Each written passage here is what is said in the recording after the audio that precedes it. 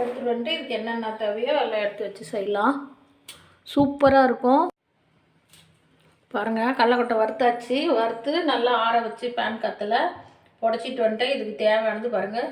சின்ன ஒரு கொட்டை புளி. இது பயங்கர காரம். இங்கெல்லாம் வில்லேஜெல்லாம் மிளகா 2 மிளகா வச்சுருக்கிறேன். சிட்டியாக இருந்தால் 4 மிளகா வைக்கணும். அங்கெல்லாம் காரம் கம்மி. பூண்டு பல் ஒரு 6-7 பூண்டு பல் கட்டாயம் நிறையா வைக்கணும். இஞ்சி தேவைன்னா நீங்கள் வச்சுக்கோங்க, ஒரு கில்லு.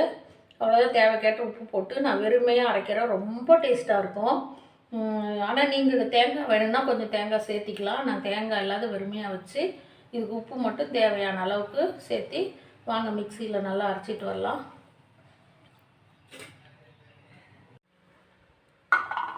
பாருங்கள், கடலக்கொட்டை வறுத்தாச்சு.